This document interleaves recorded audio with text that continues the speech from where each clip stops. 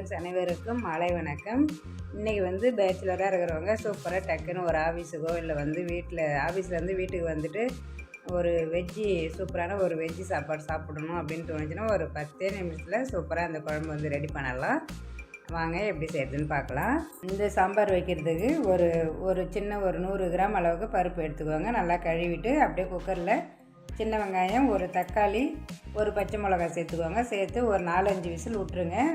தேவையான அளவு தண்ணி வச்சுட்டு அது அப்படியே நல்லா வேகட்டும். இது வேகிறதுக்குள்ளே இன்னும் ஒரு சின்ன வெங்காயம் ஒரு 4லேருந்து 5 எடுத்துக்கோங்க.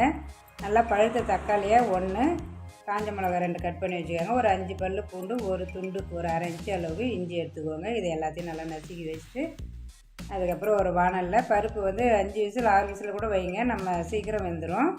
ஒரு 5 நிமிஷத்தில் வெந்துடுங்க.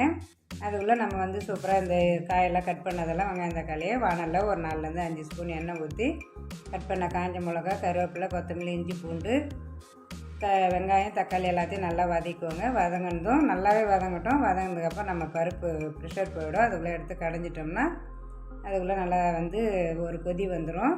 தேவையான அளவு தண்ணி சேர்த்துக்கோங்க. உங்களுக்கு திக்காக வேணுன்னா திக்காக வச்சுக்கலாம்.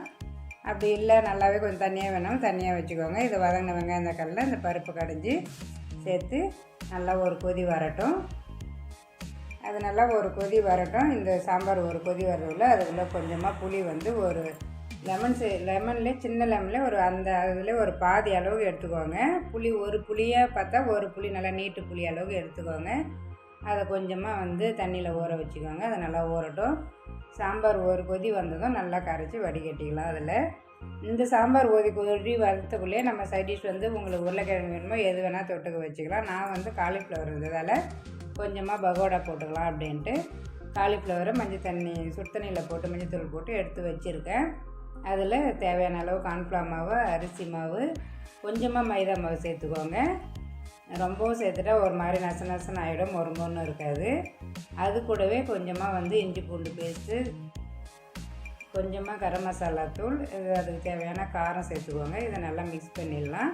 இதை நல்லா மிக்ஸ் பண்ணதான் கலர் வேணும்னா சேர்த்துக்கோங்க, வேணும்னா ஸ்கிப் பண்ணிக்கலாம். இது நல்லா கொஞ்சம் நேரம் அப்படியே இருக்கட்டும். இல்லை உடனே பொரிச்சாலும் நல்லாயிருக்கும். நானும் உடனே தான் பொரிச்சிட்டேன் டைம் ஆனதால். எண்ணெய் நல்லா இந்த குழம்பு ஒரு கொதி வரதில் நான் ஒரு பக்கம் எண்ணெய் ஊற்றி காய வச்சுட்டேன். எண்ணெயுமே நல்லா காஞ்சிடுது. உடனே இது எல்லாமே மிக்ஸ் பண்ணிட்டு காலிஃப்ளவரை அதையும் பகோடா போட்டாச்சு. நல்லாவே மொறும். அதுக்கப்புறம் வறுத்து வச்ச சாம்பாரும் நல்லாவே ரெடி ஆகிடுச்சு. அதுக்கப்புறம் நல்லா வந்து காலிஃப்ளவர் மொறுமொன்னு ரெடி ஆகிடுச்சு. அதை வச்சு சூப்பராக ஒரு வெஜ் சாப்பாடு ஒரு 10 நிமிஷத்தில் சூப்பராக ரெடி பண்ணிடலாம். நம்ம எங்கேயாவது வெளியில் போயிட்டு வரப்போ டூரு இல்லை அப்படியே எங்கேயாவது ஒரு 2 நாள் வெளில போய்டுவோன்னா வீட்டில் வந்து வீட்டு சாப்பாடு சாப்பிடணும்னு தோணும். அந்த டைமில் இந்த மாதிரி ஒரு சூப்பராக ஒரு சாம்பாரை வச்சு நல்லா சுட சாதத்தோட சாப்பிடக்குள்ள நெய் ஒரு ஸ்பூன் சேர்த்துக்குவாங்க. அவ்வளோ அமிர்தம் போல் சூப்பராக இருக்கும்.